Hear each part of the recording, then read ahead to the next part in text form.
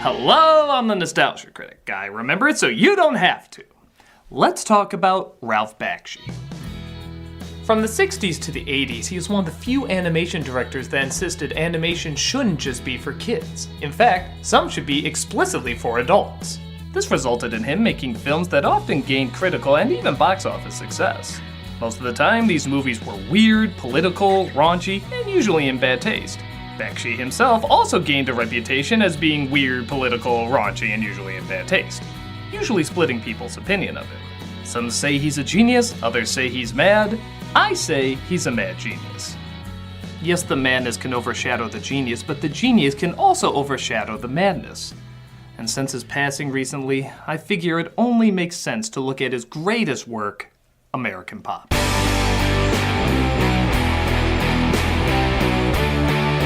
So in loving memory of one of our greatest animation legends, I give you a... Hello? He's not dead? Oh. I could have sworn I heard that somewhere. What? He's coming over here? Oh, hell no! You keep that loon away from me! You lazy asshole! Stop it! Stop it! You need to fight the crypto-fascist system of the man by throwing big-titted ladies and blackface waving around bananas, which represent our economic downfall. What the hell are you talking about? I'm talking about Nom. Here, have a puppy. Ow! Ow! Look, I kind of thought you weren't alive, meaning I could praise your genius without having to actually deal with you. Stop sucking my cock, critic, and talk about something really interesting. Like what? Like the last feature film I ever made's Cool.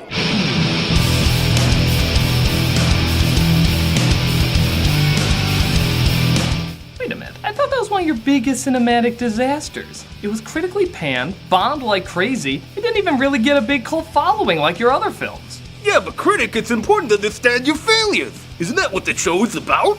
Through recognizing our mistakes and missteps, we can discover how not to fall into the same traps. It also helps us appreciate when we overcome these challenges, as well as give an idea of what the artists originally had in mind.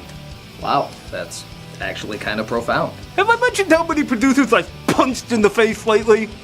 Well, nevertheless, you have a good point. Yeah, more producers need to be beaten. No! Maybe. I'm talking about reviewing Cool World. Analyzing how it didn't work, why it didn't work, and how it wasn't necessarily a great director's fault. Hey, did you ever see the movie I made for kids and then swearing, gore, and Nazi propaganda? It's a family picture. Pray for me, guys. This is Cool World. So nothing says cool, risque, and badass like 1945's Nevada. The Lindy Hop could not be contained. As World War II vet Frank, played by Brad Pitt, returns home to his mother. And he has the perfect surprise for an aging woman in her 40s, a motorcycle. You ready? We're going for a ride. Oh, no, I have to finish dinner. One ride. Come on, let's go riding 10 miles per hour in the middle of the desert in my best suit. We'll go down to the hottest spot in town, the gambling casino, right next to the drinking bar. But a drunk couple are driving recklessly on the road and crash into Frank and his mom. Oh, no, not that couple, this one. One talk over the line.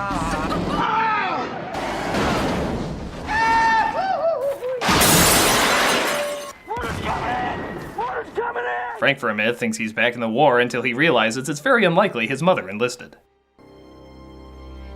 At least the bike's okay.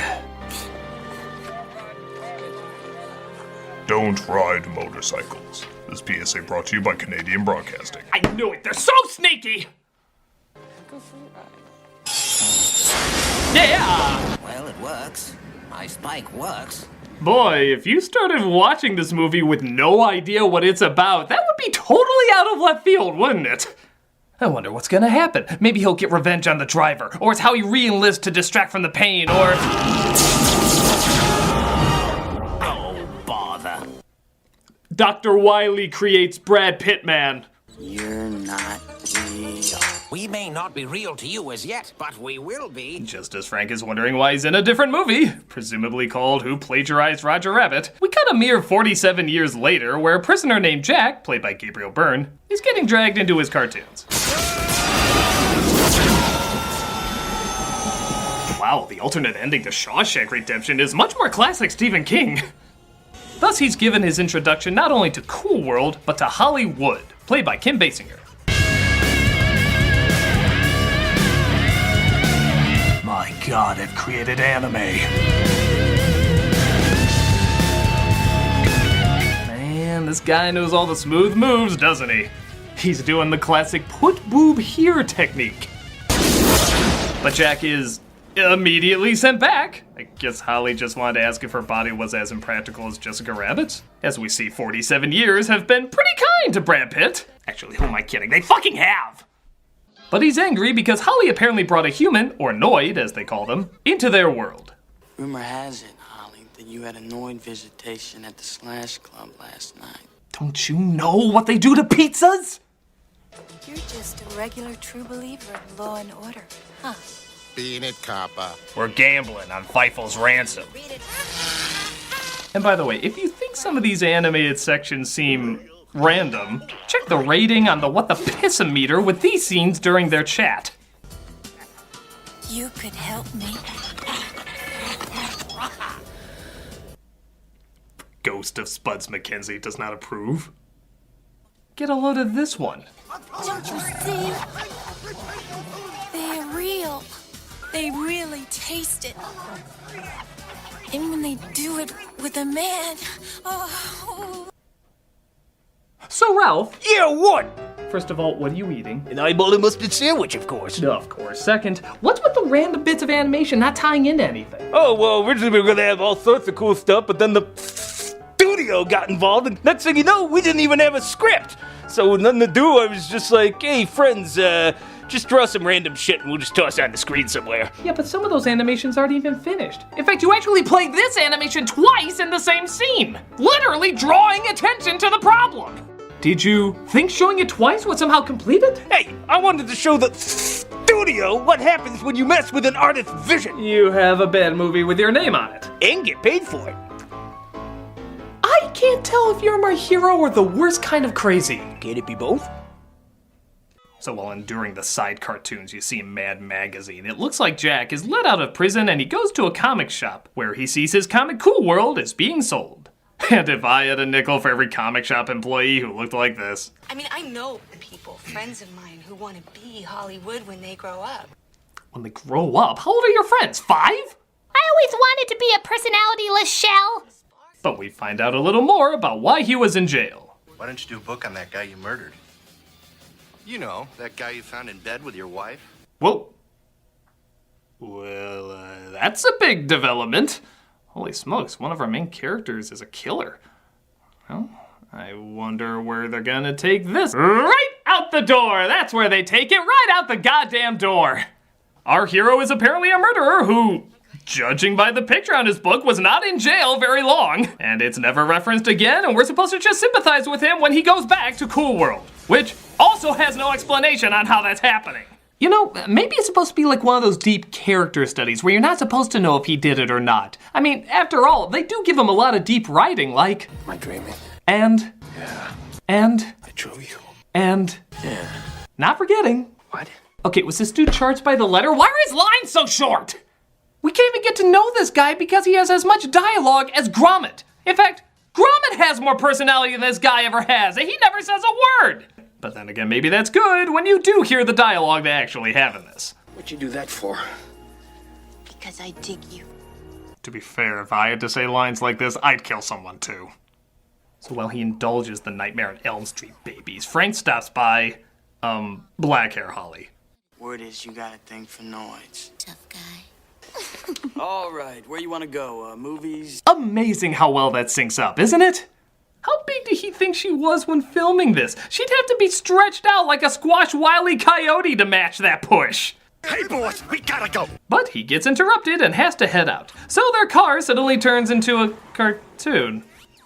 Okay, Ralph, Why are sometimes things animated and then other times they're 3 dimensions? Like the car or the cardboard cutouts. Why does everybody call my characters that? I mean the actual cardboard cutouts. Oh, see, I wanted it to be like a live-action painting.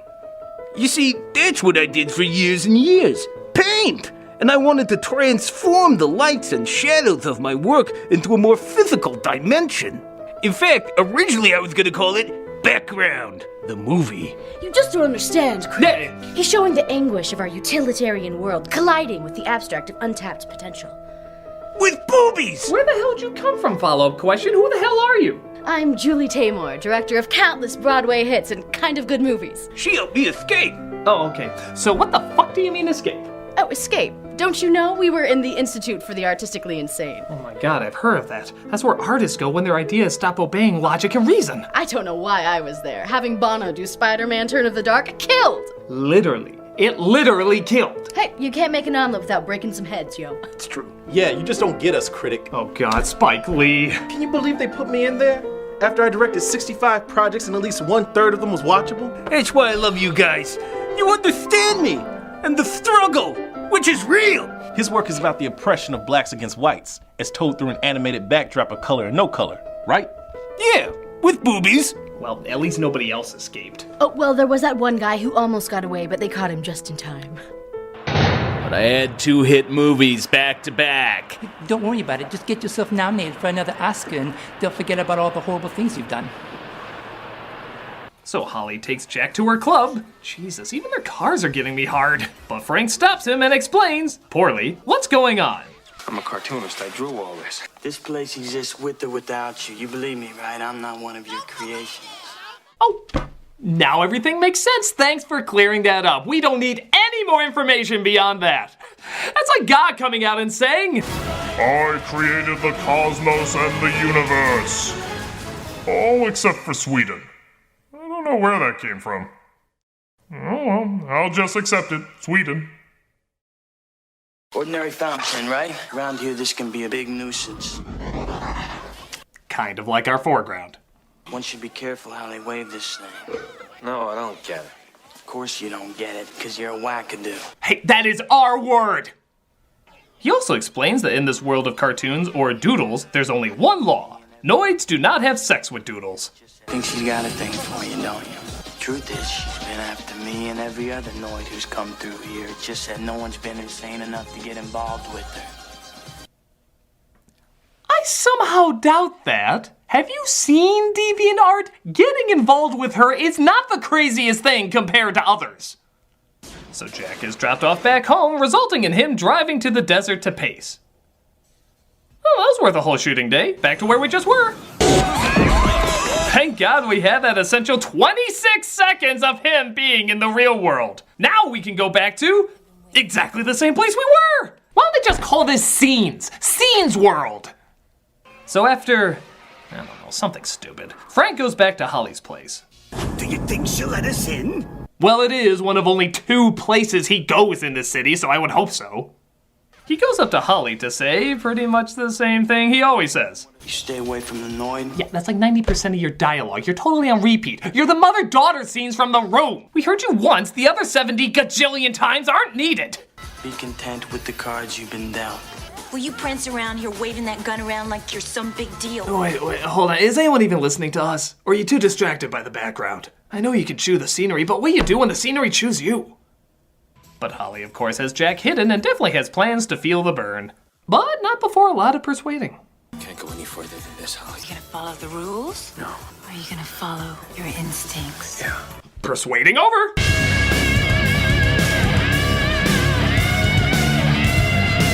feel like I'm getting an STD just watching this.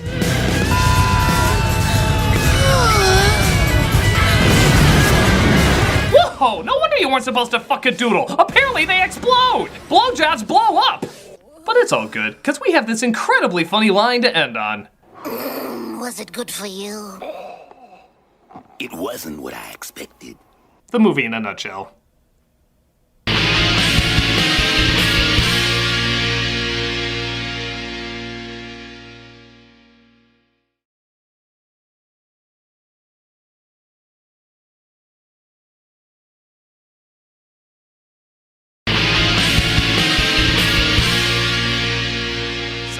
again goes to visit his girlfriend. Is his police route like one line in between two places? Where he once again makes awkward chit-chat. Tough night. Now that's a sensual massage. I call this the almost puppet mouth. We also see that having sex with Annoyed results in the doodle becoming Annoyed herself.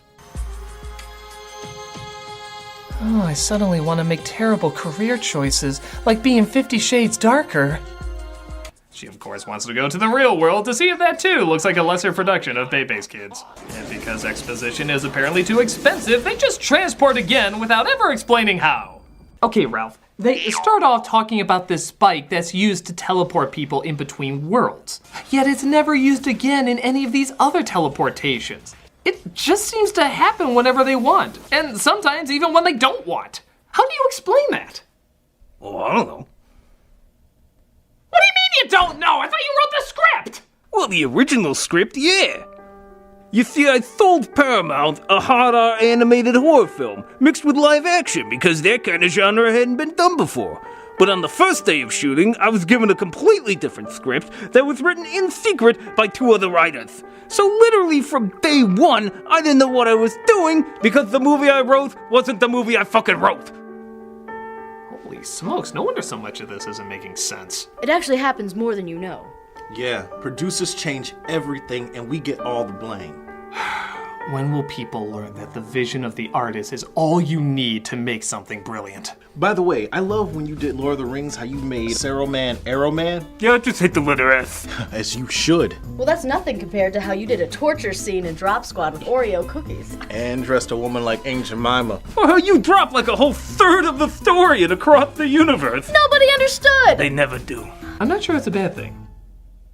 So the two of them end up in a nightclub where we see Frank Sinatra Jr. figuring out the best way to fire his agent. Seriously, why did he take this cameo? Let's make love. Oh, that answers that.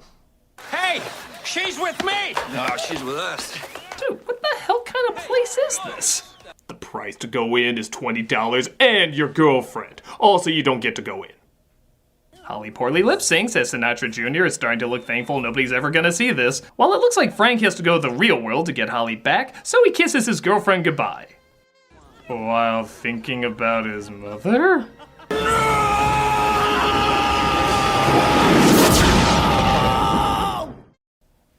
Fangs! Holly goes to find the spike that was mentioned in the opening, thinking it can combine their two worlds together because...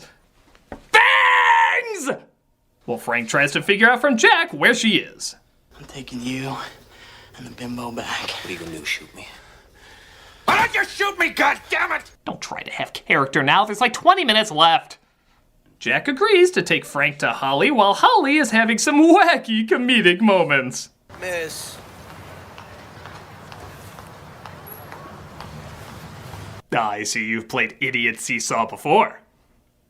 Sure enough, she comes across the scientist who invented the spike and crossed over, dressed as Little Dark Man, and he tells her that the spike is at the top of the casino, where Frank is waiting for her. Guess what? You're through. That was my attempt at humor. Hey, it's about as good as this. But as Holly starts changing into a doodle, she tries to use her ability to walk through the wall.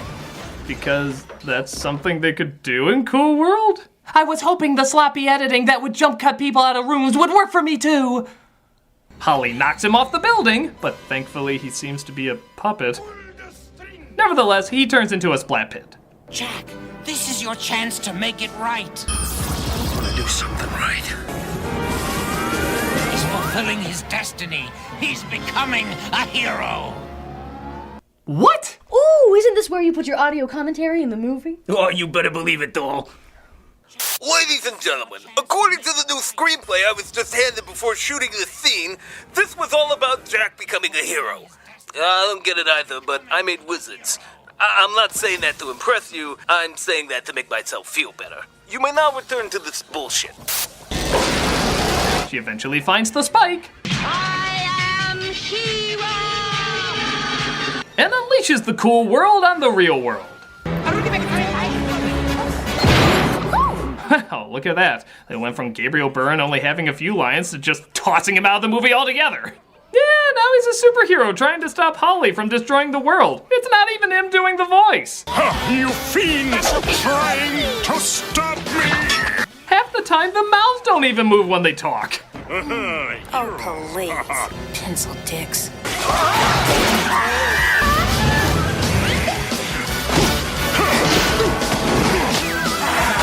Well, this is a really nice Ren and Stimpy cartoon. Actually, it's not even that, but could we possibly return to the movie, you know, with conflict and such? Give me the spike, Jack. Okay, Honey Pooh. Goody. A trick! I must do what is right and return the spike. That was your conflict, huh? That was your big climax of the movie? And let me guess, there's just a bunch of yelling and screaming to follow? Yeah, okay. Ralph, I can't believe I'm asking this, but what was your original idea for this movie? The script that Paramount bought at first. Well, it was about a guy who had sex with a cartoon character. Okay, so it was crap. And then they gave birth to a psychopathic killer. Really? See, it was supposed to be about the child, who grows up resenting his father because he abandoned him. So he goes into the real world being half man and half cartoon and tries to kill him. In the end, he discovers he's an abomination that can't live in either world. Wow. I mean, it sounds crazy, but it also kind of sounds deep. Exactly! I know my stuff is bonkers, but it comes from a place of real passion before the studio gets in the way. Even Kim Basinger was trying to change it. Kim Basinger, really? Yeah, she wanted it more family-friendly so she could show it to the kids she visited in the hospital. I says, Kim, that's a nice thought, but this really isn't the sort of picture for that sort of thing. Might I recommend Fritz the Cat? So, instead of an animated psychological hard R horror film, we got... It's up to me to return the spike! The Jacked Up Adventures of Banana Man. Yeah, why do you think I rigsed it so that Hollywood is the main villain destroying everything in the picture? That's actually clever. Was that intentional? I don't know. I mean, yeah! I don't know. I guess there's not really much else to talk about. The spike is returned and Frank's partner takes his body back to his girlfriend. In the most cautious way possible. Oh, Frank, honey, no, please. Oh, no, please. Was she a doodle when she aced him? When they get killed by a doodle, they become a doodle themselves. Ba-dum-bum.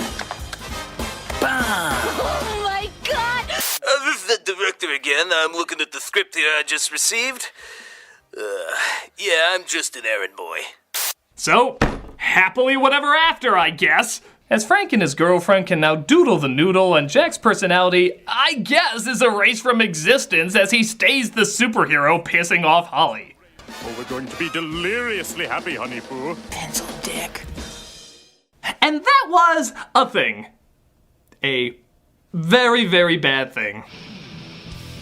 Cool World has little to no focus and is amazingly sloppy in every category. Characters, story, technique, most of it either goes nowhere or falls awkwardly flat.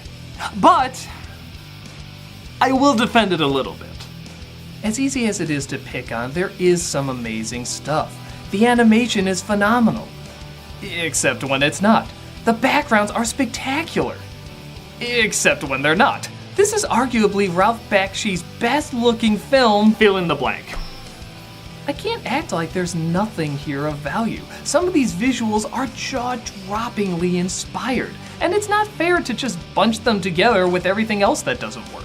So many of these images could be frozen and they'd be regarded as surreal masterworks. Even the animation has a wide range of styles: Disney, Looney Tunes, Action Comics, Underground Comics, and that really should be admired. So is it good? God no, but there is good stuff in it to open up the imagination.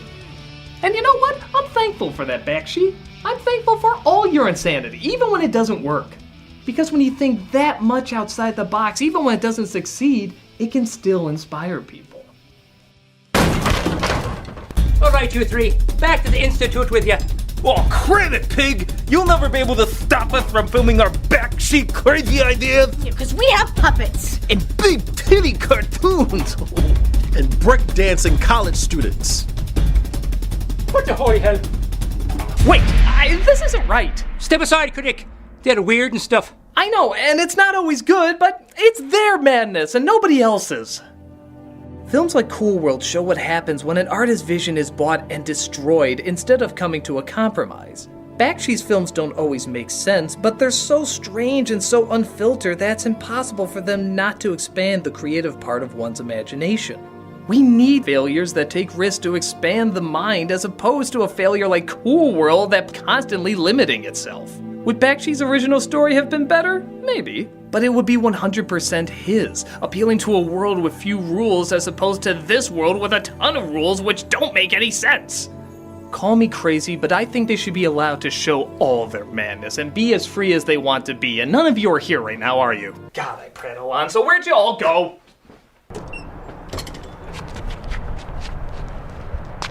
I've lost him. Up here, you lazy asses! Screw logic! I'm gonna use Julie Taymor and Spike Lee as wings and soar to the cosmos! To titties and beyond! My God, that's the craziest, stupidest fucking thing I've ever seen in my whole life. Yeah, may it inspire us all. I'm the Nostalgia Critic, and never lose track of the right kind of madness.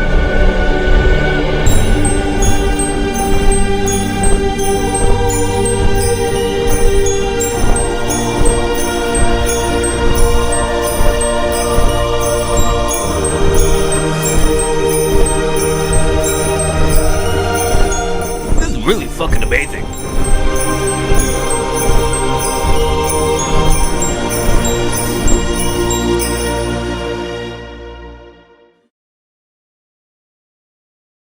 Of course you don't get it, because you're a wackadoo.